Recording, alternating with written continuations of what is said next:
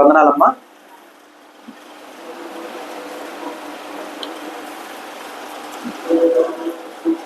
మనమందరము కూడా దేవుని గుర్తెరిగిన వారుగా ఉంటూ ఉన్నాం. ఈ లోకంలో మనము దేవుని కొరకు జీవిస్తూ ఉన్నాం. అలాగే మనం జీవించినటువంటి ఈ యొక్క విధానంలో మన ఎడల దేవుని యొక్క సంకల్పం ఏమై ఉన్నది, ఆయన యొక్క చిత్తము మన జీవితాల్లో మనం తెలుసుకున్నట్టుకు, ఆ చిత్తమును ఎరిగి మనము సంచరించుటకును మనం ఎలా ఉండాలి, ఏ విధంగా మనం ఉండాలి అనేటటువంటి విషయాన్ని మనం పరిశుద్ధ గ్రంథం నుండి ధ్యానం చేసుకుందాం. మొదటగా చూడండి అమ్మా,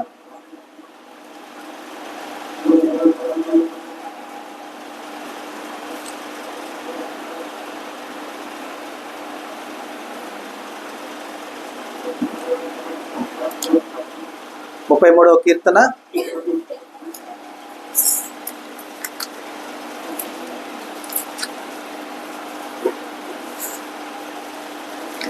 33వ కీర్తన 11వ వచనం చూడండి. యెహోవా ఆలోచన సదాకాలము నిలుచును, ఆయన సంకల్పములు తరతరములకు ఉండును.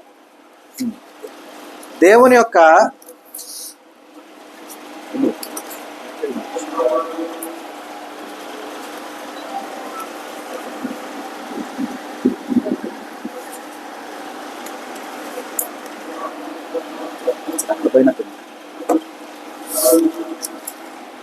మరి లేఖనాన్ని మనం గమనించినట్లయితే కనుక, యెహోవా ఆలోచన సదాకాలము నిలుచును, ఆయన సంకల్పములు తరతరములు, అంటే ఎప్పటి వరకు ఉంటాయి అన్నమా అర్థం? తరతరాలు ఉంటాయి, నిలిచి ఉంటాయి.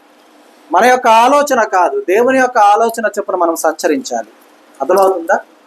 మనం సహజంగా ఏమనుకుంటూ ఉంటామంటే, మన కళ్ళ ముందు ఏదైతే ఉంటూ ఉందో అదే కరెక్ట్ అని మనం గుడ్డిగా నమ్మేసి ముందుకు సాగిపోయేవారుగా మనం ఉంటూ ఉంటాం. కానీ లెస్ అయిన ఆలోచనలు ఎవరి చెంత ఉంటాయి? అమ్మా, దేవుని చెంత మాత్రమే ఉంటాయి. కాబట్టి దేవుని యొక్క ఆలోచన చొప్పున మనము సంచరించేవారుగా ఉంటాయి. ఎందుకంటే ఆలోచనలు సదాకాలము నిలిచి ఉంటాయి. కాబట్టి దేవుని యొక్క ఆలోచనల చొప్పున మనం సంచరించాలి.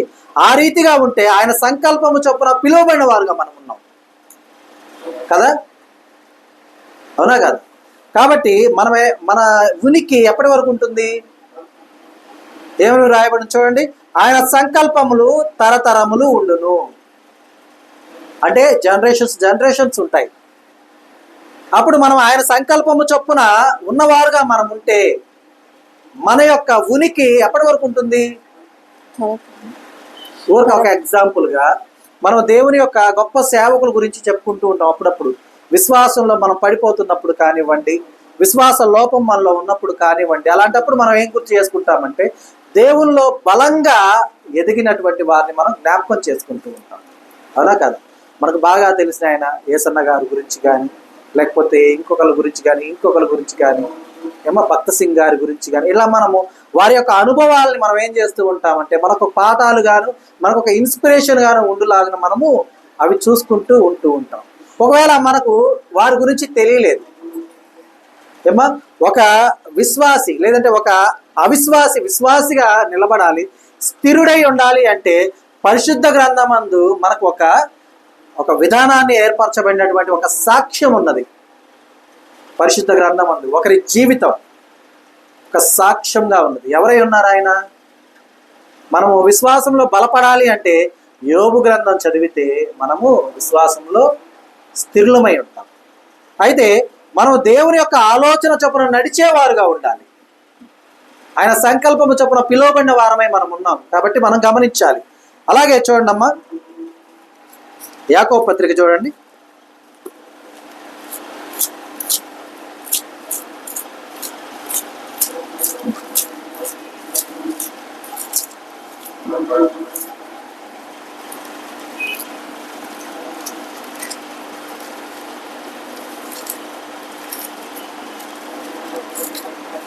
యాకోబు రాసిన పత్రిక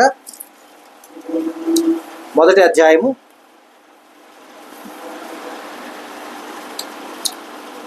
18వ వచనం చూడండమ్మా. ఆయన తాను సృష్టించిన వాటిలో మనము ప్రథమ ఫలముగా ఉండునట్లు సత్యవాక్యము వలన మనలను తన సంకల్పం ప్రకారం కనెను. ఇప్పుడు మనం ఇందాక చదువుకున్నాం ఏమని, దేవుని యెహోవా ఆలోచనలు ఎలా ఉంటాయమ్మా? సదాకాలం ఉంటాయి. ఆయన సంకల్పం ఏమో తరతరాలకి ఉంటూ ఉంటుంది. అవునా? అయితే దేవుడు చూడండి, ఆయన తాను సృష్టించిన వాటిలో, ఈ లోకంలో దేవుడు సృష్టించిన సమస్తములో కూడా ఎవరు ప్రథమంగా ఉన్నారు? ఎవరున్నారు? ఈ లేఖనంలో ఉన్నది కదా చూడండి. మనం మా- మనం మనము ప్రథమ ఫలముగా ఉండునట్లు. ఘనతమ్మ, దేవుడు ఆయన దగ్గరికి పిలుచుకున్నాడు. ఆయన దగ్గరకు మనం వెళ్తున్నామంటే, ఈ లోకంలో ఒకవేళ ఈ లోకం మనల్ని తక్కువగా చూసి ఉండొచ్చు, ఒక్కొక్కరు ఒక్కొక్క విధంగా మాట్లాడుతూ ఉండొచ్చు, అనేక అవమానకరమైన మాటలు, దూషణకరమైన మాటలు మాట్లాడి ఉండొచ్చు గాక.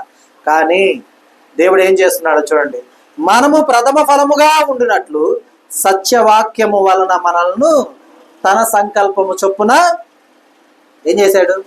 అని మా కన్నాడు. ఎవరు? దేవుడు. నన్ను కన్నది నా తల్లి అని నేను గొప్పగా కాదు చెప్పుకోవాల్సింది. నన్ను కన్నది ఎవరు? దేవుడు. ఆ దేవుడు. అర్థమవుతుందా? ఎందుకంటే గర్భఫలము యెహోవా ఇచ్చు బహుమానము. అవునా?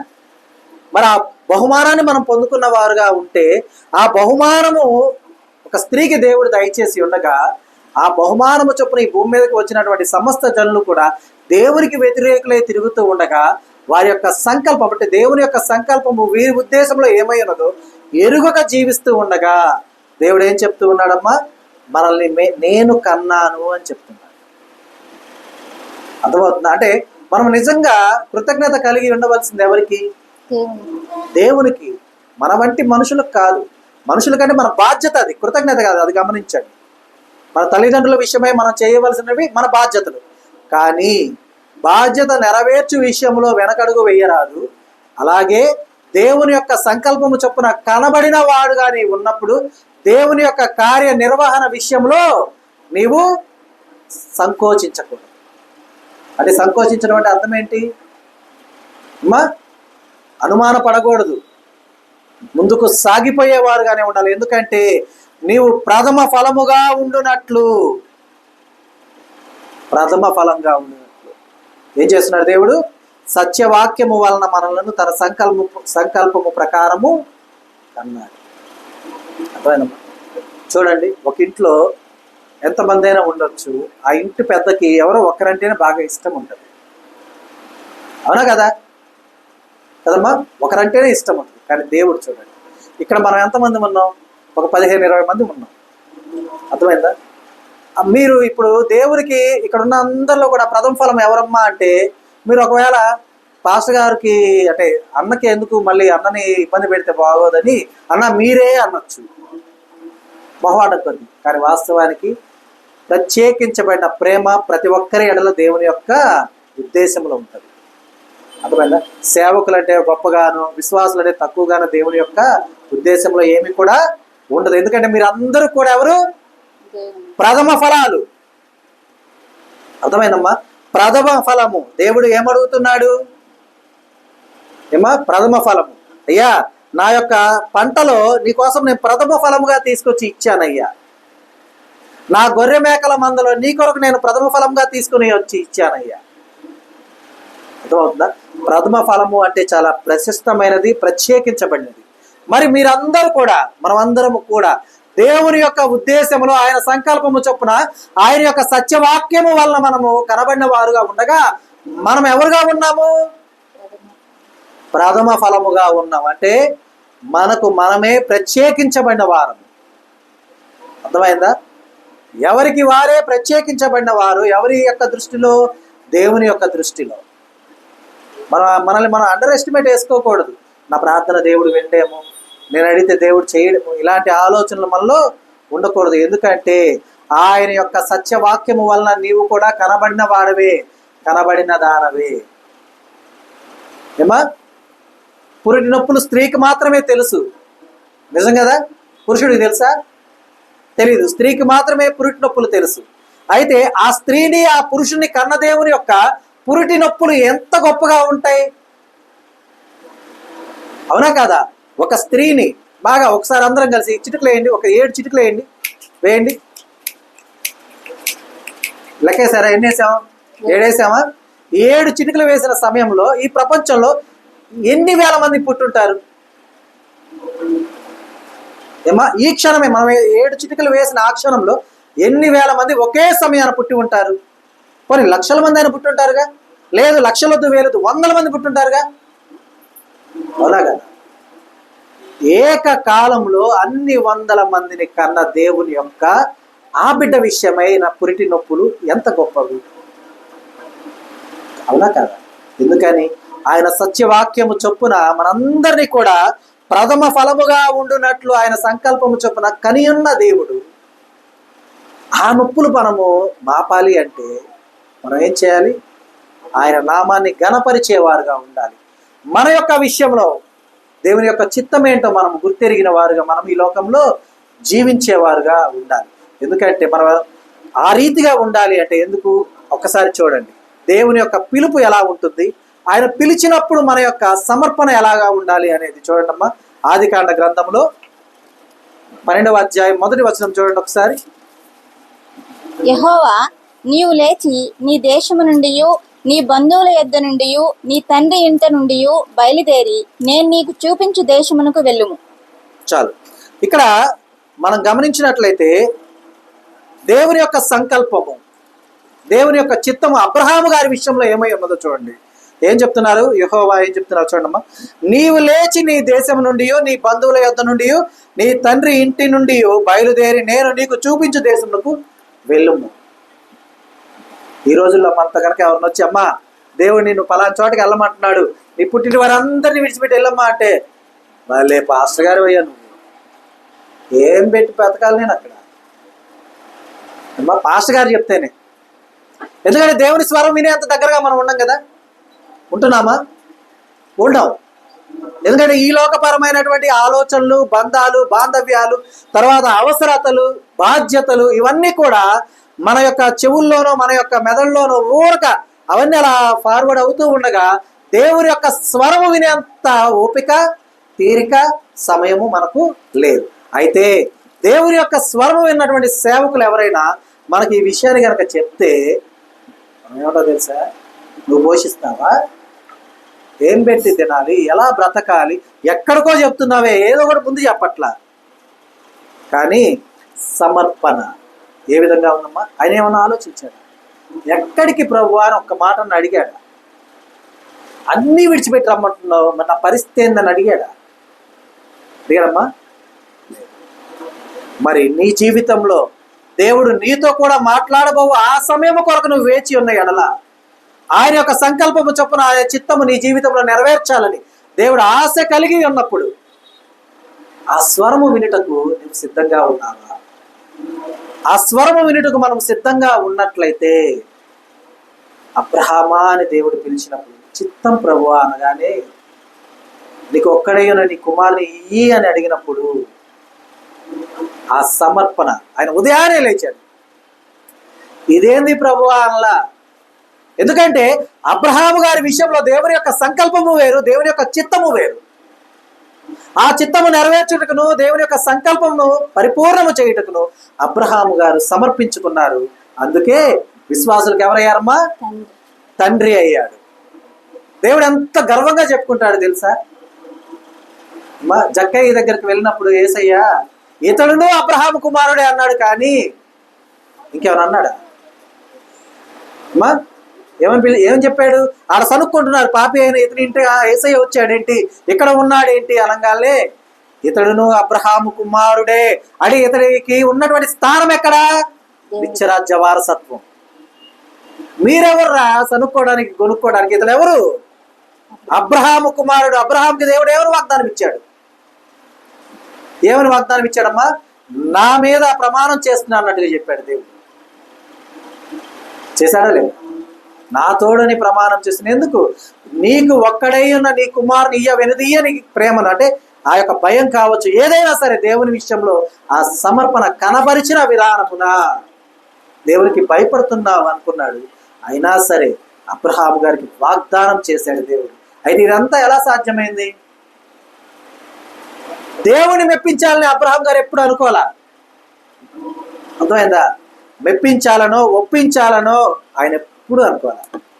దేవుని చిత్తం ఏదైతే అదే చేయాలనుకుంటారు. అర్థమైందా?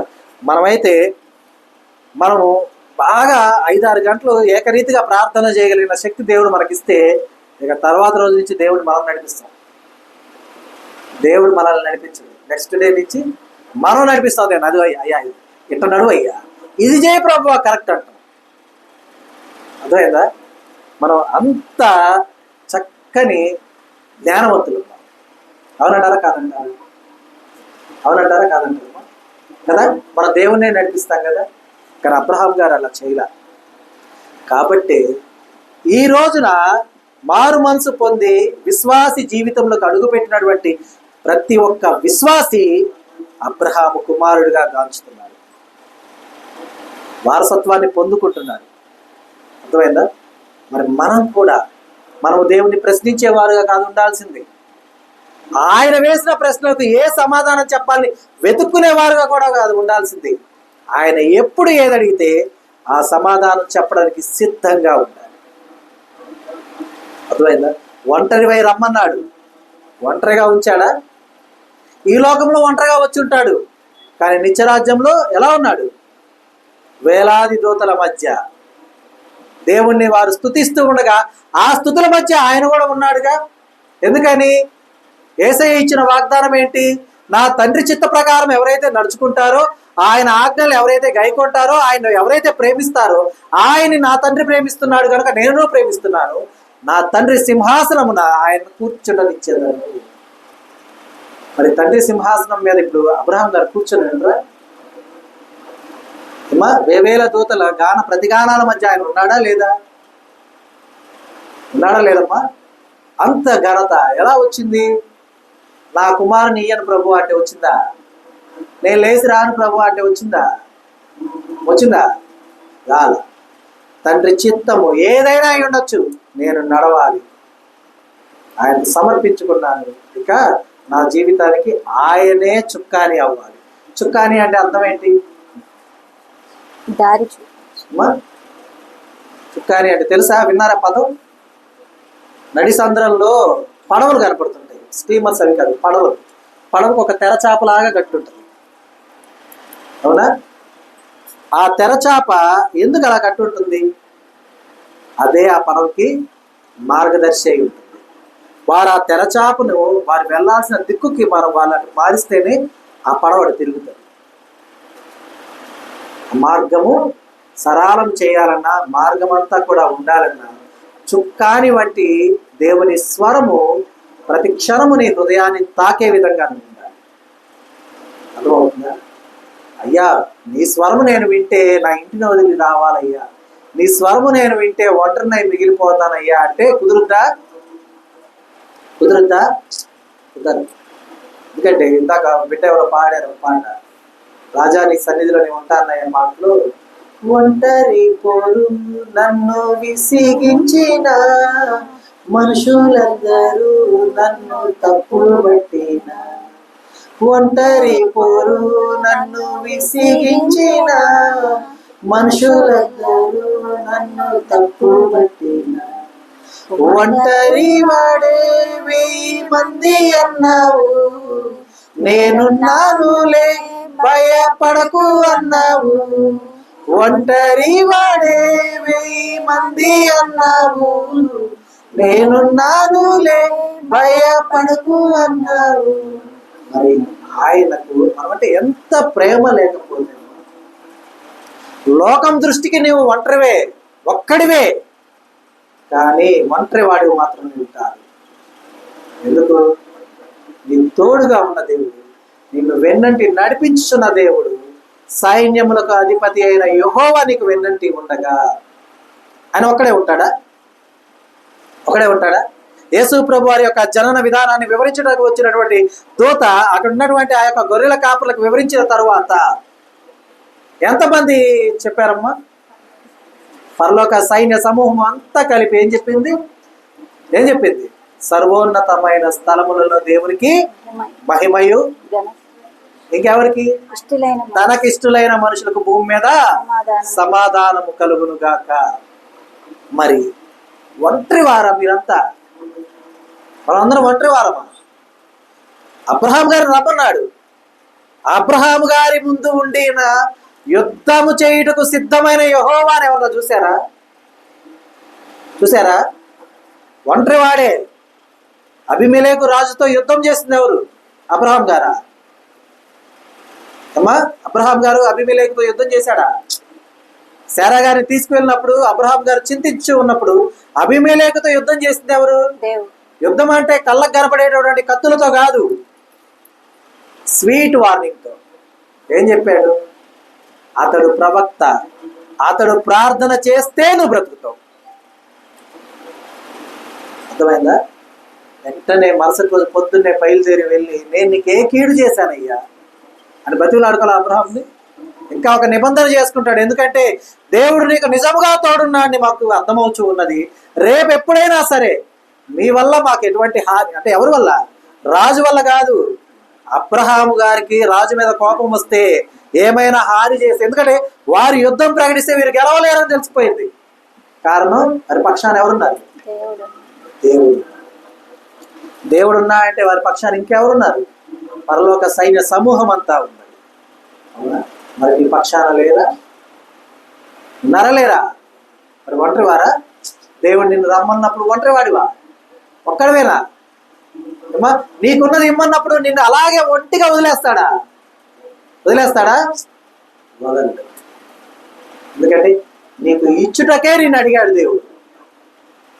మరి ఇస్సాకును అడిగిన దేవుడు ఇస్సాకును తీసుకున్నాడా? తీసుకోలేదుగా. ఇచ్చేసాడుగా తిరిగి. ఇచ్చాడా లేదా? ఇచ్చాడు. కాబట్టి మన సమర్పణ అలా ఉండాలి. నా దేవుడు నాతోనే మాట్లాడాలి. నాతో మాట్లాడితే ఆయన సంకల్పం నాకు తెలుస్తుంది, ఆయన చిత్తం నాకు తెలుస్తుంది. అప్పుడు నేను నిజంగా నా దేవుని కుమారుడిగా, నా దేవుని యొక్క కుమార్తెగా నేను ఉండాలి అన్న ఆలోచన, ఆ సంకల్పం మనలో ఉండాలి. అలాగే చూడండమ్మా, 2వ తిమోతి పత్రిక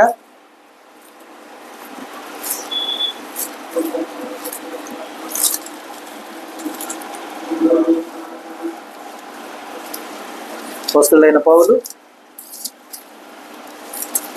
తిమోతికి రాసిన 2వ పత్రిక. తిమోతికి పౌలు గారే రాశారా? ఇంకా ఎవరైనా రాశారమ్మా? పౌలు గారేనా?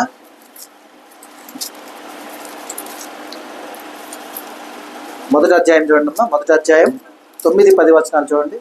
మన క్రియలను బట్టి గాక తన స్వకీయ సంకల్పం బట్టి అనాది కాలముననే క్రీస్తు యేసునందున మనకు అనుగ్రహింపబడినదియు, క్రీస్తు యేసును మన రక్షకుని ప్రత్యక్షత వలన బయలుపరచబడినదియునైనా తన కృపను బట్టి మనల్ని రక్షించి పరిశుద్ధమైన పిలుపుతో ఆయన మనల్ని పిలిచెను. ఆ క్రీస్తు యేసు మరణమును నిరర్ధకం చేసి జీవమును అక్షయతను సువార్త వలన వెలుగులోనికి తెచ్చెను. మనల్ని పిలిచాడు, మనల్ని అడిగాడు. అంటే దేవుడు స్వార్థంతోనో ఏదో మన దగ్గర నుంచి తీసుకుందామనో కాదమ్మా దేవుడు పిలిచాడు. చూడండి, మన క్రియలను బట్టి కాక తన స్వకీయ సంకల్పమును బట్టి అనాది కాలమునే క్రీస్తు యేసునందు మనకు అనుగ్రహింపబడినదియు, క్రీస్తు యేసును మన రక్షకుని ప్రత్యక్షత వలన బయలుపరచబడినదియునైనా తన కృపను బట్టి మనల్ని రక్షించి పరిశుద్ధమైన పిలుపుతో ఆయన మనల్ని పిలిచెను. మన దగ్గర నుంచి ఆయన తీసుకోవడానికి పిలిచాడా? అబ్రహాము నువ్వు లేచి నీ తండ్రి ఇంటి విడిచి వెళ్ళన్నాడు. దేంతో పిలిచా అంటున్నాడు? పరిశుద్ధమైన పిలుపుతో మనల్ని రక్షించుకున్నాడు. ఏమిచ్చి? రక్తాన్ని వెలగా ఇచ్చేగా. అవునా కదమ్మా? మనం ఏమైనా రక్తం కాల్చుతామా? నిజంగా చెప్తున్నా, ఈ లోకంలో ఎలాంటి వారు ఉన్నారో చెప్తా. మళ్ళీ ఒకవేళ మిమ్మల్ని అన్నానే ఎవరు కూడా మనోభావాలు దెబ్బతీసుకోవాలండి. ఒక తల్లికి కానీ ఒక తండ్రికి కానీ రక్తం అవసరమైంది అనుకుందాం. బ్లడ్ తక్కువయ్యో లేకపోతే బ్లడ్ ఎక్కించాలి, డాక్టర్ చెప్పాడు. ఓకేనా? వారికి రక్తం కావాల్సి వస్తే బిడ్డ రక్తాన్ని మనో లేకపోతే అడిగారు అనుకోండి, సంకోచిస్తారు. అమ్మో రక్తం ఇస్తే నీరసం అయిపోతాం. ఏమైపోతామమ్మా? నీరసం అయిపోతాం. కాబట్టి ముందు మన రక్తం కదా, ఎవరిది దొరకపోతే ఇక చివరిగా తప్పదు కాబట్టి మన రక్తం ఇస్తాం అనుకునే వాళ్ళు లేరా? ఉన్నారా లేదా? ఉన్నారు. కానీ మహోన్నతుడైనటువంటి యేసయ్య రక్తం నీ కొరకు నా కొరకు చిందించాల్సిన అవసరం ఏంటి? అంత గొప్పవారమా? ఎన్ని వేల కోట్ల ఆస్తులు ఉన్నాయి మనకు? ఉన్నాయా? అంత కోటీశ్వరులం మనం? ఎవరు? మహోన్నతుడైన యేసయ్య వచ్చి నీ కొరకు కానీ నా కొరకు కానీ రక్తము కార్చినంత గొప్పతనం మనలో ఏముంది? ఉన్నదా? ఉందమ్మా? ఈరోజు కనుమరుగైతే రేపటికి రెండో రోజేగా, అంతేగా? అంత కాకుండా ఇంకేమైనా ఉందా? అట్లాంటి వారమైన మన కొరకు దేవుడు చూపించిన విధానం, పిలిచిన పిలుపు ఈజీగా ఎవరు కూడా దేవుళ్ళకి రాలా. వచ్చారా? పరిపూర్ణమైన సంతోషంతో ఉన్నప్పుడు, హ్యాపీగా లైఫ్ను గడుపుతా ఉన్నప్పుడు వచ్చారా ఎవరన్నా? ఎవ్వరు రా. ఏదో ఒక బాధ, ఏదో ఒకటి ఉంటేనే మనము దేవుని వైపు చూస్తాం. అలా చూసి వచ్చాం. అయినా కూడా మనం ఎవరి కోసమైనా ఎవరి దగ్గరికైనా వెళ్ళి ఏదైనా అవసరం కోసం ఒకరి ఇంటికి వెళ్తే మనల్ని ఎలా చూస్తారమ్మా? మొదట బాగా చూసినా పదే పదే వెళ్తున్నాం అనుకోండి, ఎలా చూస్తారు అమ్మా? అసలు ఊరికి ఒక చిన్న ఎగ్జాంపుల్ చెప్తా. ఇళ్ళ పక్కన వాళ్ళు పదే పదే వచ్చి అవి ఇవి అంటే వంటకు కావాల్సిన అవి ఇవి అడుగుతూ ఉన్నారని ఇల్లు ఖాళీ చేసి వెళ్ళిపోయిన వాళ్ళు చాలా మంది ఉంటారు. తెలుసా మీకు? ఒకళ్ళిద్దరుగా చాలా మంది ఉంటారు. వాళ్ళ అదృష్టం ఎలా ఉంటుందంటే వాళ్ళు చేరిన తర్వాత ఒక నెలకే వాళ్ళ ఇంటి పక్కన ఇల్లు ఖాళీ అయింది, మళ్ళీ ఇల్లు అని చెప్తారు. అర్థమవుతుందా? సరే, ఇస్తే ఇచ్చారు, వీళ్ళు వెళ్ళి అడగడమా? వీళ్ళు అడగలేదు. ఎందుకు? వాళ్ళ దగ్గర లేక మన దగ్గరకు వస్తున్నారు కదా. మనం వెళ్ళి అడిగినా వాళ్ళు లేదని అంటారు, అడగలేదు. అవునా? కానీ మనము ఎన్నిసార్లు మన యొక్క అవిధేయతతోనో అతిక్రమాలతోనో యేసయ్య దేహానికి గాయం చేస్తున్నా కూడా ప్రతి క్షణము ఆ గాయాన్ని ఆయన మనం రేపుతున్నా కూడా ఆ గాయం నుండి స్రవించిన రక్తము నా దేహం నుండి వెళ్తున్న ఈ ఒక్క బొట్టు నా బిడ్డ పాపాన్ని తీసివేస్తుందని ఆయన సంతోషము ఎలా ఉంటుందో తెలుసా? అదే మనము పక్కన వాళ్ళకు ఎవరో ఒకరికి గాయం చేసామనుకోండి, ఊరంతా చెప్తారు. ఊరకు అడిగారు, ఏది చేతికి గాయమైందని. చేతికి గాయమైంది ఏం చెప్పేది లేదు, ఆడ కూర్చోండి ప్లేట్ తెచ్చి కోసిపోయాడు అంటారు. మీరు అటు వెళ్ళవాకండి, జాగ్రత్త అంటారు. మనం జాగ్రత్తలు నీతులు అన్నీ చెప్తాం, కానీ మనం ఏం చేస్తున్నాం మనం ఆలోచించుకోం. నిజం కదా? అవునా కదా?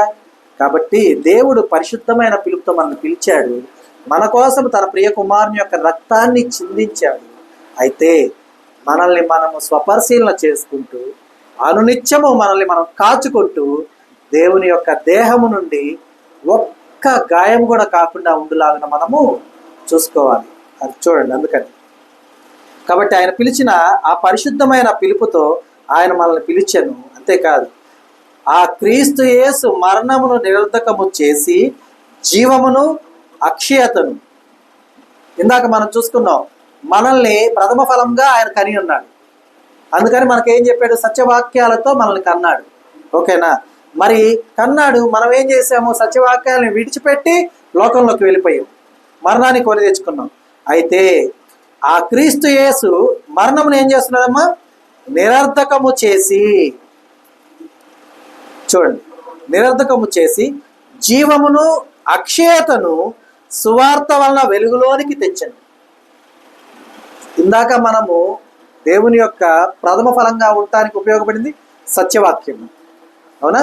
మరి ఇక్కడ మనల్ని అక్షయతతోనూ జీవముతోనూ ఉండులాగా చేసింది ఏంటి? ఇక్కడ ఉన్న లేఖనంలో సువార్త. మనము మందిరానికి వెళ్తున్నాము అంటే వెళ్ళాము వచ్చాము కాదు, విన్నాము పాడాము కాదు, ఒక 4 కన్నీటి బొట్లు కార్చి ప్రార్థించుకున్నాము కాదు. అర్థమైందా? సువార్త వలన అంటే మంచి వార్త వలన నీవు రక్షించబడ్డావు. మంచి వార్త అంటే ఏంటంటే ప్రచురపరచవలసినది అని అర్థం. అర్థమైందా? క్రీస్తు యేసు నీ కొరకు కార్చిన రక్తాన్ని నువ్వు ప్రచురపరచాలి. అందుకనే కదా బలలో మనకు ఒక కండిషన్ ఉంటుంది. ఏంటా కండిషను? నేను వచ్చే వరకు నా మరణమును పునరుద్ధానము మీరేం చేయాలి? ప్రచురపరచాలి. నన్ను జ్ఞాపకము చేసుకున్నట్టుకై మీరు స్వీకరించాలి. వేటిని? యేసయ్య యొక్క రక్త మాంసములను. అర్థమైందా? కాబట్టి మనం గమనించాలి, మనల్ని పిలిచిన పిలుపు పరిశుద్ధమైన పిలుపు. పరిశుద్ధతతో మనం ఉన్నప్పుడు అక్షయత జీవమును మనకిచ్చుటకు సువార్త వలన మనల్ని వెలుగులోకి తీసుకొచ్చిన దేవుడు నిజంగా స్తోత్రార్హుడు కదమ్మా, కదా? హల్లెలూయా, హల్లెలూయా. మరి ఆ గొప్ప దేవునికి మనం ఏమి ఇవ్వగలం? అబ్రహాము గారు ఇచ్చారు, తను సమర్పించుకున్నాడు. తన ప్రియ కుమారుడైనటువంటి తన బిడ్డను కూడా ఇవ్వడానికి వెనుకాడ. కాబట్టి మనల్ని కూడా దేవుడు పిలుస్తూ ఉంటాడు, మనము వినేవారుగా ఉండాలి. అలాగే ఇంకొకరిని పిలిచాడు, ఎవరినో చూద్దాం. చూడండి, నిర్గమకాండ గ్రంథము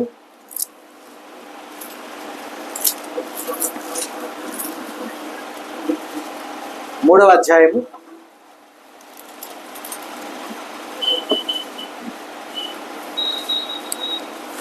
3వ అధ్యాయం 6వ వచనం చూడండమ్మా. మరియు ఆయన నేను నీ తండ్రి దేవుడును, అబ్రహాము దేవుడును, ఇస్సాకు దేవుడును, యాకోబు దేవుడును అని చెప్పగా మోషే తన ముఖమును కప్పుకొని దేవుని వైపు చూడబెరచును. మరి మనం ఇక్కడ కనుక చూస్తే మోషే గారిని దేవుడు పిలిచాడు. దాని ముందు జరిగిన సందర్భం ఏంటంటే, ఆయన ఒక రగులుచున్న పొదను చూసి ఎందుకు అక్కడ పొద మండుచున్నది అని చెప్పేసి ఆయన అక్కడికి వెళ్తూ ఉండగా దేవుడు మాట్లాడటం అక్కడ గమనించాడు. ఆయన విన్నాడు.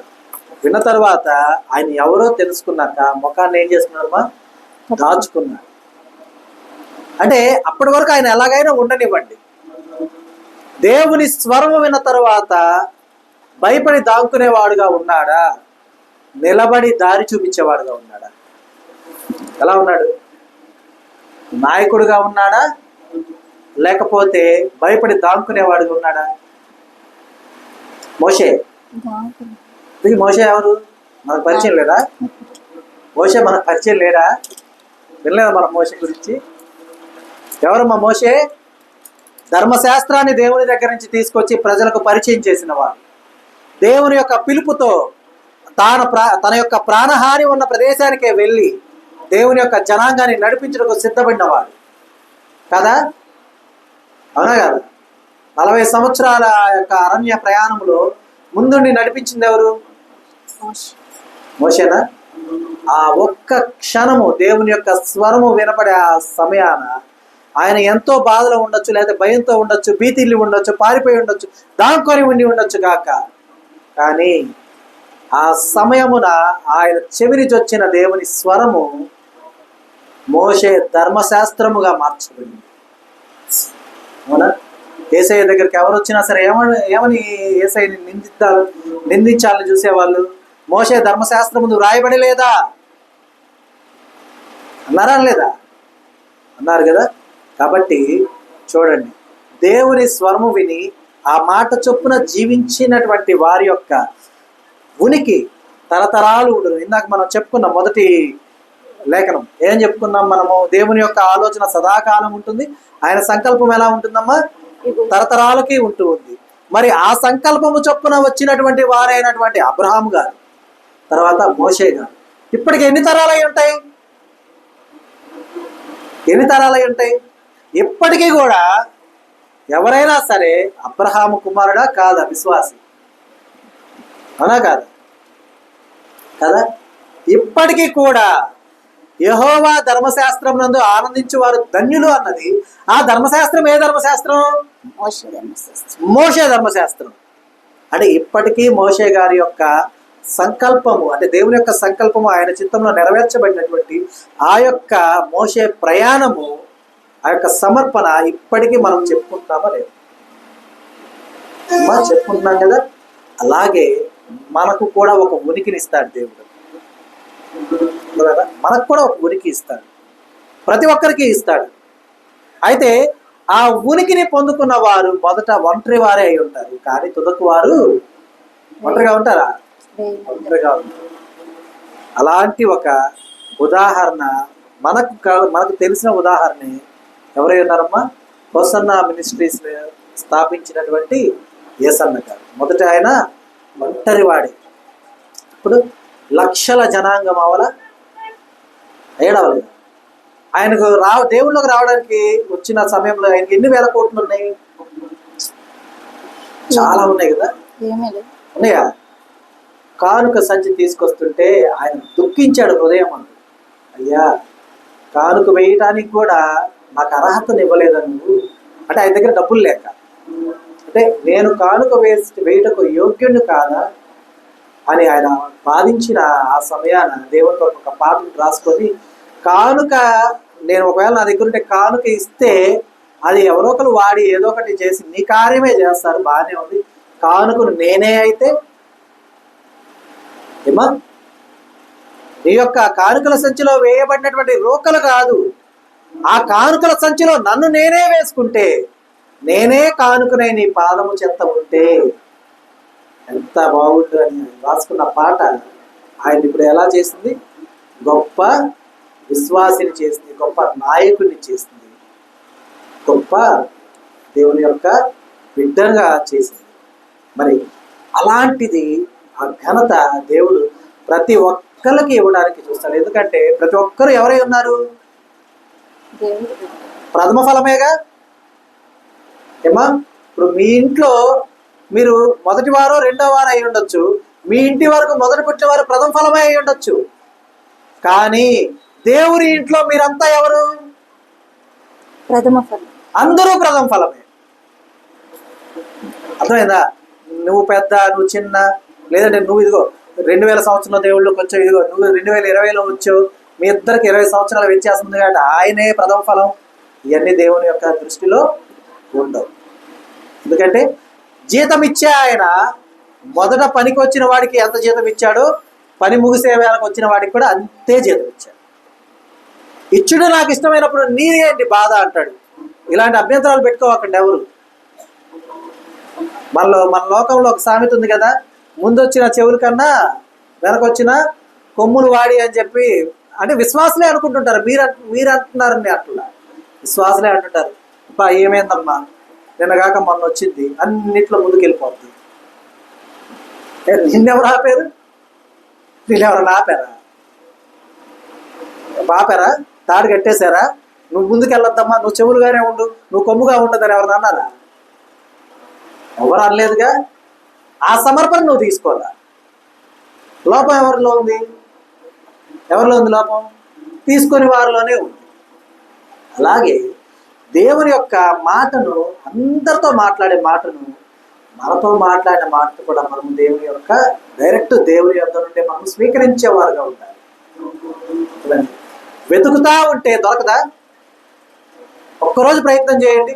అయ్యా, ఈరోజు నువ్వు నాతో మాట్లాడతావని నేను ఆశిస్తున్నాను, నీ మాటను నేను వినాలి అని చెప్పి ఆ శూన్యంలో పరిశోధించండి. వినపడుతుందో లేదో చూడండి ఒకసారి. అమ్మా, ఎందుకో తెలుసా, మనం తర్వాత ఇంకొకరి గురించి చెప్పుకోబోతున్నాం. దానికన్నా ముందు చూడండి, ఎఫ్ఎస్సి పత్రిక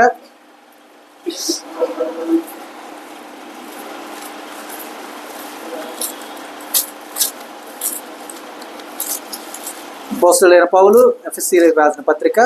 ఎన్ని పత్రికలు రాశాడమ్మా ఎఫ్ఎస్సీలకి? మరి 2 రాశాడా 3 రాశాడా? ఒకటేనా? చూడండి, మొదటి అధ్యాయము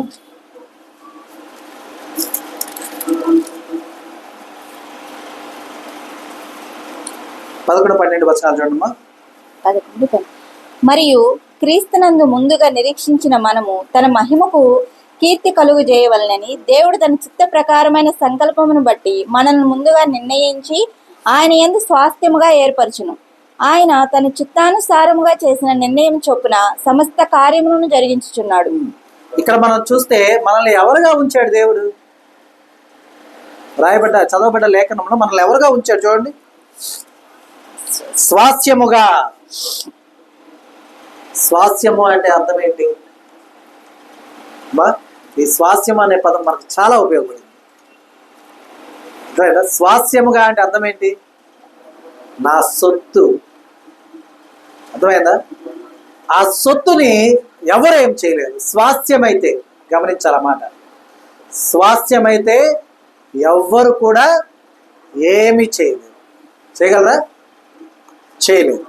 మనకి బాగా ఉపయోగపడింది. ఇప్పుడొద్దు, ఒక సంవత్సరం తర్వాత మనం దాని గురించి చర్చించుకుందాం. ఓకేనా? సరే, చూడండి. మరియు క్రీస్తునందు ముందుగా నిర్ణయించినటువంటి మనం ఎప్పుడు నిర్ణయించబడ్డాం? ముందుగా. మీ వయసును బట్టి మీరు అనుకోవచ్చు, అయ్యా నాకు 50 ఏళ్ళు, అంటే 50 ఏళ్ళ క్రితం నేను పుట్టా కాబట్టి అప్పుడు నిర్ణయించారేమో. కాదు, ముందుగానే నిర్ణయించాడు. అర్థమవుతుందా? మరియు క్రీస్తునందు ముందుగా నిర్ణయించిన మనము తన మహిమకు కీర్తి కలుగజేయవలనని. ఎవరి మహిమకు? ఒక ఒక ఉద్యోగాలు ఉంటాయి, గమనించండి. ఈ లోకంలో చాలా ఉద్యోగాలు ఉన్నాయి కదా. ఉద్యోగులు అందరూ ఉన్నారు, యూనిఫామ్ లేదు. ఆలోచించండి, యూనిఫామ్ లేదు, నార్మల్ డ్రెస్లో ఉన్నారు. ఓకేనా? వాళ్ళ ఉద్యోగానికి ఉన్నటువంటి హోదాను, వారికి ఉన్నటువంటి హోదాను ఏమి చూపించుద్ది?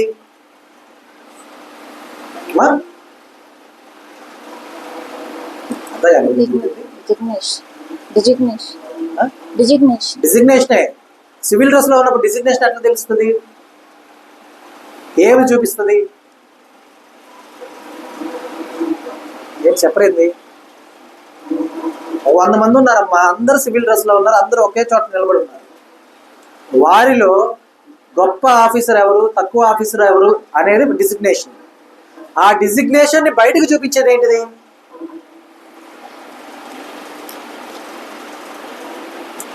ID card. ఐడి కార్డు లేకపోతే అందరూ సమానులేగా, అవునా కదా? ఇప్పుడు ఒక ఎస్ఐ వెళ్తా ఉన్నారు అనుకుందాం, సివిల్ డ్రెస్ లో ఉన్నారు, కానిస్టేబుల్ ఆపేట బట్టి ఈయన దగ్గర ఐడి కార్డు లేదు. ఎస్ఐ ఒప్పుకుంటాడా? సమస్యలు ముందు బట్టి పక్కన పెట్టాడు. అరే బాబు, నేను ఎస్ఐ అయినా సరే ఐడి కార్డు చూపించాలి, కొన్ని ఫోన్లో ఉన్నా చూపించాలి, కొన్ని యూనిఫామ్లో ఉన్న డ్రెస్ ఉన్నా చూపించాలి. మరి అపవాది వచ్చి నిన్ను అడిగినప్పుడు నీ ఐడి ఏది? నేను నా దేవుని స్వరక్తము చేత రక్షించబడిన వాడను, నేను నా క్రీస్తు మహిమ కొరకు కనబడిన వాడను, నేను నా క్రీస్తు యొక్క స్వాస్థ్యము అనే ఐడి ఏది? ఉందా? ఉంటే చూపించాలి, లేకపోతే ఎవరు అని అర్థం? హోదా ఉందని అర్థమా? నీ హోదా ఉండాలంటే నీకు ఆడేముండాలి? ఐడి ఉండాలి. నీకు ఐడి ఉంటేనే నీ హోదా ఏమవుతుంది? బహిర్గతం అవుతుంది. అప్పుడే నీకు మర్యాద వస్తుంది. అర్థమవుతుందా? కాబట్టి క్రీస్తు యేసు నా సొంత రక్షకుడని మన యొక్క కార్యముల చేత క్రీస్తుని కొనియాడుచు ఉన్నప్పుడు ఆయన మహిమను ఘనపరచు విధంగా, ఆయన కీర్తిని మనము చూపించే విధంగా మన నడవడిక, మన ప్రవర్తన ఉన్నప్పుడు అవే నీ ఐడెంటిటీ. వాటిని బట్టే క్రీస్తుని ఎంచుతారు. అర్థమైందమ్మా? చూడండి, మహిమకు కీర్తి కలుగజేయవలనని దేవుడు తన చిత్త ప్రకారమైన సంకల్పమును బట్టి మనలను ముందుగా నిర్ణయించి ఆయన యందు స్వాస్థ్యముగా ఏర్పరచెను. హక్కుగా ఏర్పరచుకున్నాడు. ఒక్కసారి హక్కుగా, ఒక్కసారి స్వాస్థ్యంగా నువ్వు అయ్యావా? 100 మంది నీకు ఎదురు నిలబడి యుద్ధం చేయాలని వచ్చిన ఈ స్వాస్థ్యాన్ని ఎవరు ఏమి చెయ్యరు. అర్థమైందా? ఒక రేణువు కూడా నీ స్వాస్థ్యం నుంచి తీసుకెళ్ళలేదు. 100 మంది కాదు, 1000 మంది అయినా సరే, 1,00,000 మంది అయినా సరే, 1,00,00,000 మంది అయినా సరే, అలాంటి స్వాస్థ్యము ఈ లోకంలో ఒకటే ఒకటి ఉంటుంది ప్రతి ఒక్కరికి. ఆస్తిపాస్తులు కాదు, స్వయంగా సొంతంగా ఒకటి ఉంటుంది. చిన్నప్పుడే టీచర్లు దాన్ని చెప్తారు. ఏంటది? విద్య. వాళ్ళు చెప్తారు, అరే నీకు ఆస్తి ఉందనుకో, నువ్వు కూర్చొని తింటే కరిగిపోతుంది. నీ కాడ ఏదైనా బంగారమో డబ్బో ఉందనుకో, దొంగలు వచ్చి తీసుకెళ్ళిపోతారు. కానీ నువ్వు చదువుకుంటే ఆ చదువు నిన్ను ఉంచుద్ది. నీ దగ్గర నుంచి దొంగతనము చేయలేరు, నువ్వు ఎంతమందికి పంచినా కూడా తరిగిపోదు. అది చదువు, విద్య. అలాగే క్రీస్తు యేసు యొక్క రక్తమును పొందుకున్న వారు మీరు అయి ఉండగా క్రీస్తుకు మీరు స్వాస్థ్యమైతే ఎవరన్నా ఆయన చేతిలో మిమ్మల్ని దొంగిలించగలరా? మనల్ని దొంగిలించగలరమ్మా? ఎవరు ఏమి చేయలేరు. కాబట్టి మనము స్వాస్థ్యముగా ఏర్పరచబడిన వారమై ఉన్నాము. కాబట్టి మనల్ని మనం స్వపరిశీలన చేసుకోవాలి. మన ప్రవర్తన అంతటి మీద కూడా దేవుని యొక్క అధ్యక్షతకు మనం ఒప్పుకునేవారుగా ఉంటూ ఉండాలి. కాబట్టి గమనించాలి. చూడండి, ఆయన తన చిత్తానుసారంగా చేసిన నిర్ణయము చొప్పున సమస్త కార్యములను జరిగించుచున్నాడు. ఇది గమనించండి. నా ఇష్టం వచ్చినట్టు నేను చేస్తా, నా ఆలోచనే కరెక్ట్, నేను విన్నదే కరెక్ట్ కాదు. ఎందుకంటే దేవుడు ముందుగానే ఏం చేసి ఉన్నాడు? నిర్ణయించి ఉన్నాడు. దేవుడు డిసైడ్ చేసుకొని ఉన్నాడు. మనం ఏది చేసినా కూడా ఆయన చిత్తమే జరుగుతుంది. మనకు తెలిసి పాడతామో తెలియక పాడతామో మనకు తెలియదు. కానీ ఒక చక్కని పాట ఉంది, ఉందా లేదా? ఎన్ని తలచినా ఏది అడిగినా జరిగేది నీ చిత్తమే ప్రభువా, జరిగేది నీ చిత్తమే.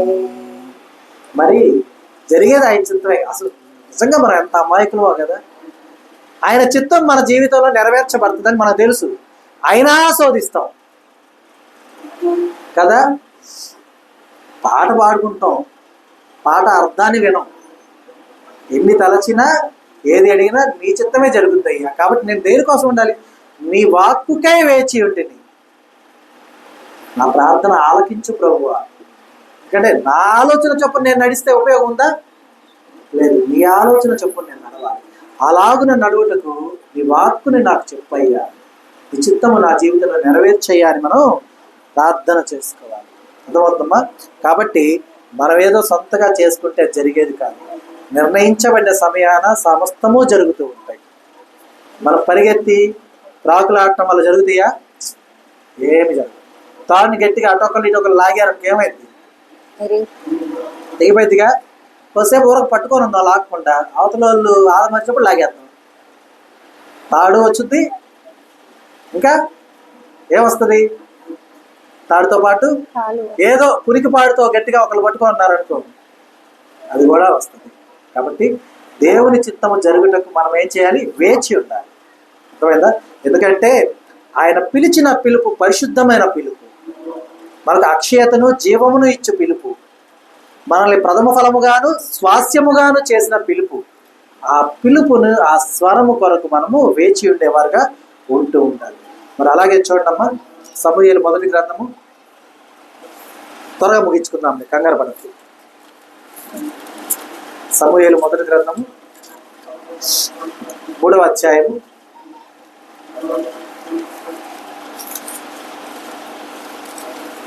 10వ వచనం చూడండి. తరువాత యెహోవా ప్రత్యక్షమై నిలిచి ఆ రీతిగా సమూయేలు అని పిలవగా, సమూయేలు నీ దాసుడు ఆలకించుచున్నాడు, ఆజ్ఞ ఇమ్మనెను. ఈయన అప్పటికే 3 సార్లు విన్నాడు దేవుని స్వరాన్ని. కానీ క్లియర్గా వ్రాయబడి ఉంటుంది. ఏమని ఉంటుందంటే చూడండి, మొదటి వచనం నేను చదువుతా చూడండి. ఆ దినములలో యెహోవా వాక్కు ప్రత్యక్షమగుట అరుదు. అంటే దేవుని మాట ప్రత్యక్షమవటం అరుదైన సమయాన బాలుడైనటువంటి సమూయేలుని దేవుడు ఎంచుకున్నాడు. మొదట సమూయేలు అనగా ఇక్కడ ఉన్నానండి అంటాడు ఆయన. మరలా సమూయేలు అని పిలవగా వెంటనే ఆయన బయటకు వెళ్ళి ఆయన గురువు గారి దగ్గరికి వెళ్ళి, అయ్యా పిలిచావా అని అడుగుతాడు. నేను పిలవలేదు, వెళ్ళి పడుకో అంటాడు. 3వసారి మళ్ళీ పిలిచినప్పుడు మళ్ళీ వెళ్ళి, అయ్యా పిలిచావా అని అడిగినప్పుడు నేను పిలవలేదు, ఈసారి పిలిస్తే ఆజ్ఞ ఇమ్మని అడుగు అంటాడు. ఏం చేయాలో ఏం చెప్తున్నావు చెప్పయ్యా అని అడుగు. అప్పుడు 4వసారి యెహోవా ప్రత్యక్షమై, హృదయ శుద్ధి గలవారు ధన్యులు, వారు దేవుని చూచారు. మోషే సైతము దేవుని చూడలేక ఆయన వీపు భాగాన్ని చూసి ఆయన కళ్ళు దాచుకున్నాడు. కానీ యెహోవా ప్రత్యక్షమై సమూయేలుకు దర్శనమిచ్చాడంటే ఆ నిర్మలమైన మనసు కలిగినటువంటి వాడై ఉండగా, ఆ విధానంలో ఆ సమూయేలు గారికి, అంటే ఒకవేళ చెప్తున్నటువంటి విధానంలో యెహోవా ప్రత్యక్షమై అంటే వాక్కు వినపడిందనో లేదా ఇంకోటో చెప్పే వాళ్ళు ఉండొచ్చు, మనం విని కూడా ఉండొచ్చు. కానీ క్లియర్గా వ్రాయబడిన లేఖనం ఏంటి? అటు తరువాత యెహోవా ప్రత్యక్షమై నిలిచి అంటే అర్థం ఏంటి? నిలబడి. స్వరం అంటే వినపడాలి, స్వరం నిల్చుద్దా? మనిషి గమనించాలి. యెహోవా ప్రత్యక్షమై నిలిచి ఆ రీతిగా సమూయేలు అని పిలువగా, సమూయేలు చెప్తున్నాడు ఏమని?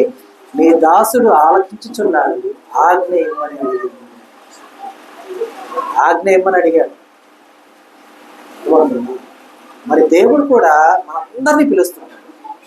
మనం ఒక్కసారి ఏం చేస్తామంటే, అబ్బా దేవుడు పిలిచేంత గొప్ప వాళ్ళం అంటలే, ఎవరోలే, నా ఆలాపనేమో, నేను ఊహించుకున్నానేమో అని ఇటున్న వాళ్ళు అడితిరిగి పడుకున్నారు. ఎందుకంటే ఇటు తిరిగినప్పుడు ఈ చెవి పైకి ఉంది కదా, దీనికి వినపడింది, అడి తిరిగితే ఆ చెవి మూసేస్తుంది, అడి తిరిగి పడుకుంటారు. అంతేనా? ఒకసారి ప్రయత్నం చేయండి.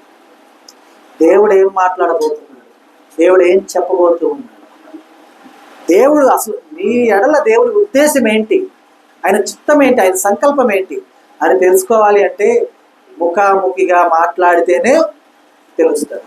మాట్లాడకపోతే తెలుస్తుందా? ఏమా మనం అంటూ ఉంటాం, మన పిల్లల విషయంలో అంటుంటాం, అరే నీకు ఏదైనా అవసరం అయితే అడిగితే కదంటా ఇచ్చేది, అడగకుండా ఏమి ఇస్తావురా అంటా. మనం ఊరక ఎవరన్నా పిల్లవాడు ఫెయిల్ అయ్యాడు, సబ్జెక్ట్ ఏదో పోయింది, వాడు వచ్చాడు, ఇంటికి వచ్చాడు, ఎందుకు రా ఫెయిల్ అయ్యావంటే అడిగాడు, చెప్పాడు, నువ్వు బుక్స్ కొని ఇచ్చావా, అవసరమైనప్పుడు అవన్నీ ఇచ్చావా, నేను ఫెయిల్ అయ్యాను కదా, మరి నువ్వు అడిగితే కదా నాకు తెలుస్తుంది అన్నప్పుడు అడిగి తెగ తీసి ఇచ్చావులే ఆడిపోతాడు. అందుకే కదా లోకంలో సాగుతుంది, అడగందే ఎవరమ్మా, అమ్మాయినా బెటర్, అమ్మాయినా పెట్టదా, అడిగినా పెట్టరు కొందరు, అడగందే అమ్మాయినా పెట్టదు. కానీ అడగకుండానే నీ అవసరతలు ఎరిగి, నీ అక్కర్లు ఎరిగి, నీకు కావలసిన సమస్తము నీ పాదాల చెంత పెట్టేటటువంటి దేవుడు మనకు తోడై ఉన్నాడు. ఆయన నిన్ను అడుగుతున్నాడు.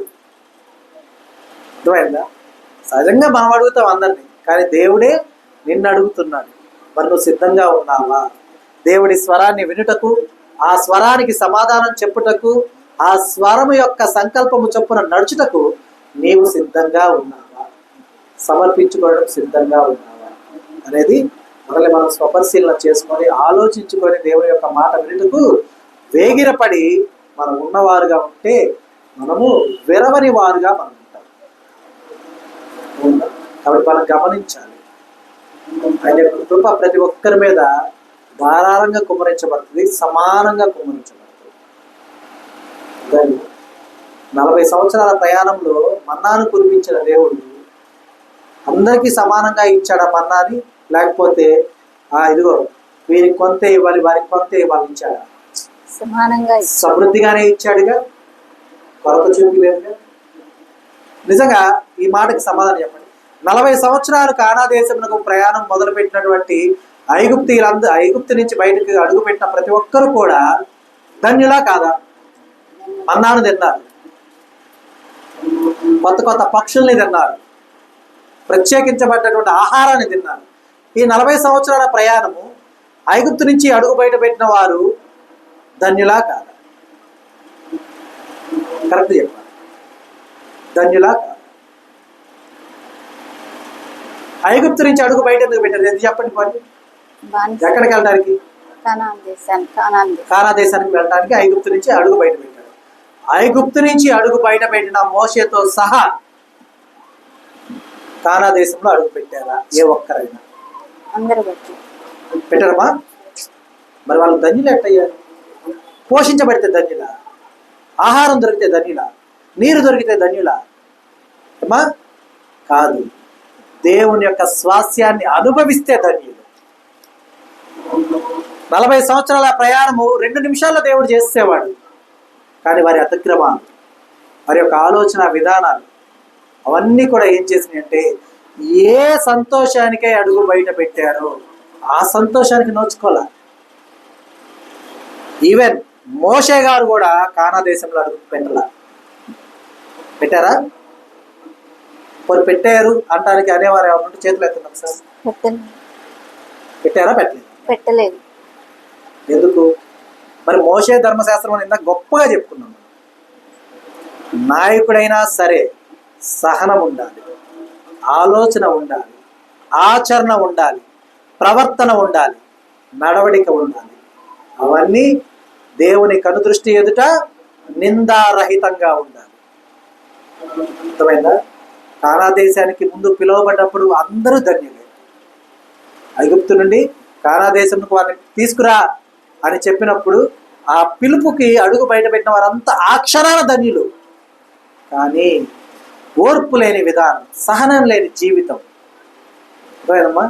సరైన ప్రవర్తన లేని విధానం, మంచి నడవడిక లేనటువంటి తత్వం, ఇవన్నీ కూడా వారు పోషించబడటానికి వచ్చిన విధంగానే ఉన్నారు తప్ప రక్షించబడే విధంగా లేదు. ఈ మార్గంలో దేవుని యొక్క గొప్ప గొప్ప కార్యాలన్నీ చూసిన వాడేవారు. చూడలే, బండ నుంచి వచ్చిన నీటిని చూడలే, మధుర జలాన్ని చూడలే, తాగల, ఆకాశం నుండి ఆహారం రాలా, చిన్న రాలేదా? సముద్రం మధ్యలో 6 నెలలు నడిచిపోవాలా, పోయారా లేదా? మరి ఇవన్నీ కూడా గొప్ప కార్యాలే కదా. ఇవన్నీ చూసి కూడా వారు అవిధేయతను చూపించడం వలన even though Moshe also not step in కానా దేశంలో అడుగు పెట్టలేదు. మోషేనే అడుగు పెట్టలేదండి. మనం దేవునికి ఎంత గొప్ప వాళ్ళ. ఇంకా మన సమర్పణ ఎలా ఉండాలి, మన ఆలోచన ఎలా ఉండాలి, మన ఆచరణ ఎలా ఉండాలి, మన ప్రవర్తన ఎలా ఉండాలి, మోషే కన్నా ఇంకా గొప్ప సహనాన్ని తెచ్చుకోవాలి, ఇంకా మంచి ప్రవర్తన కలిగిన వారుగా ఉండాలి, ఇంకా మంచి ఆచరణ కలిగిన వారుగా ఉండాలి. అలాంటి సమర్పణ కలిగిన వారుగా ఉంటే మనం కూడా గొప్పవారుగా ఉంటారు. అర్థమైందమ్మా? కాబట్టి గమనించాలి. అలాగే కాబట్టి అలా ఉండాలంటే మనం ఏంటనేది చివరిగా చూసి ముగించుకుందాం. చూడండమ్మా, అపోస్తులైన పౌలు కొరింథీయులకు రాసిన మొదటి పత్రిక 16వ అధ్యాయము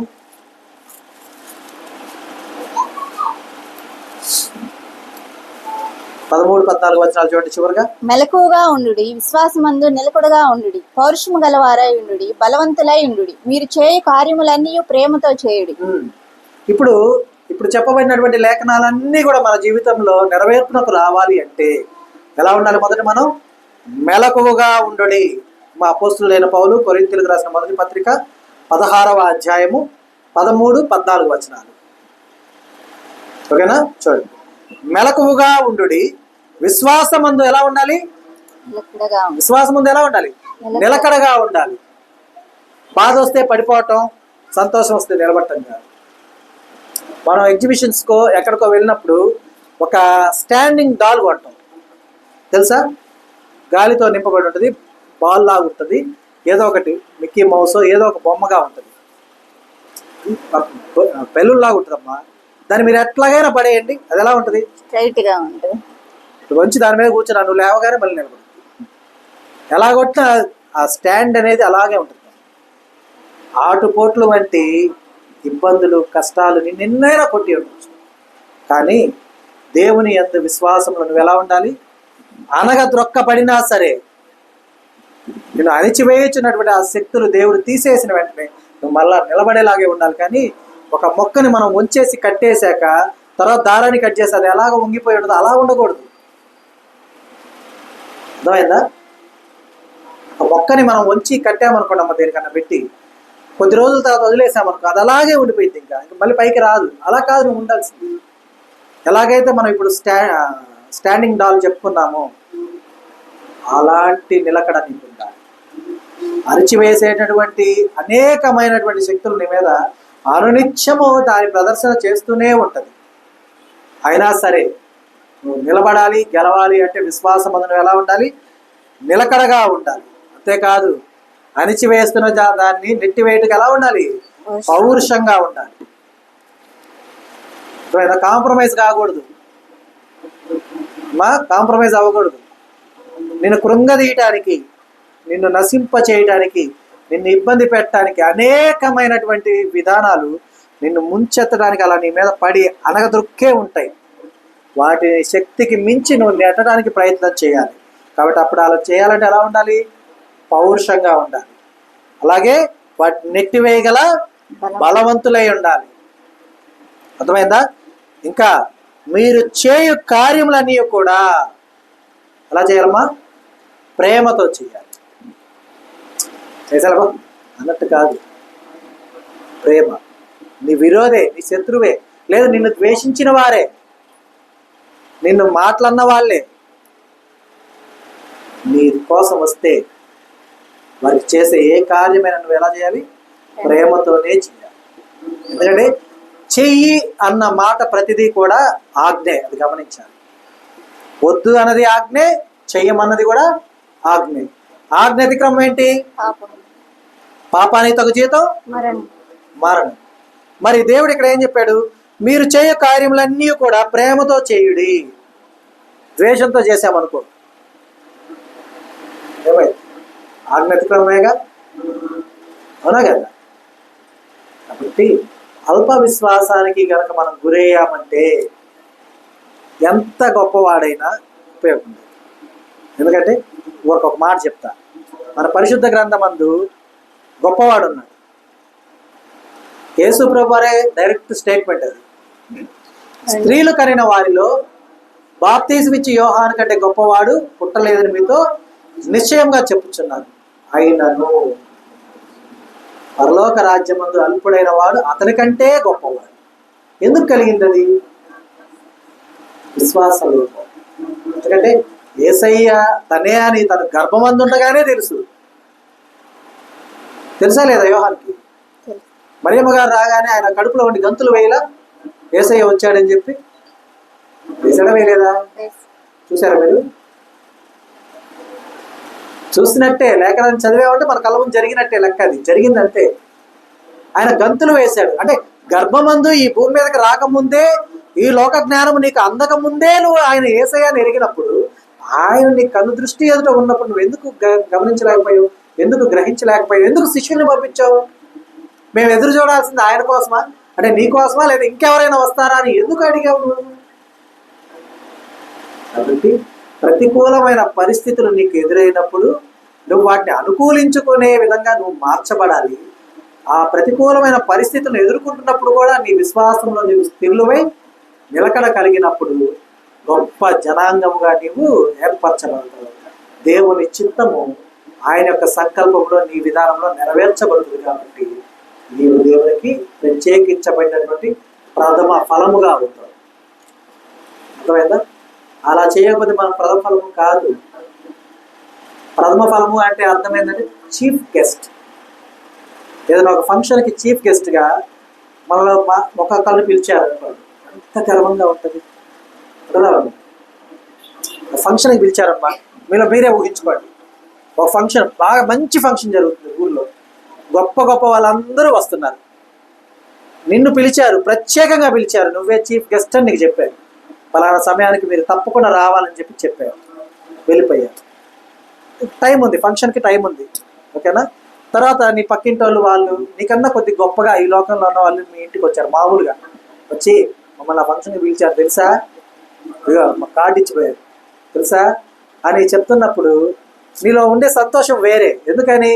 వీళ్ళకి నువ్వు చీఫ్ గెస్ట్గా వెళ్ళబోతున్నావు, కానీ ఇక్కడ వాళ్ళని పిలిచారు అన్న కార్డు చూపించి వాళ్ళు సంతోషపడుతూ ఉన్నారు.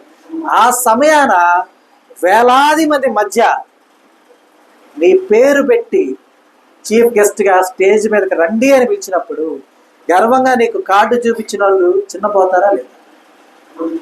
మరి నువ్వు ఆ గొప్ప ప్రశస్తమైనటువంటి ప్రథమ ఫలాన్ని పొందుకోవాలంటే నీకే నువ్వు ప్రత్యేకించబడినట్టుగా ఉండాలా వద్దా? ఎప్పుడు ఉంటాం?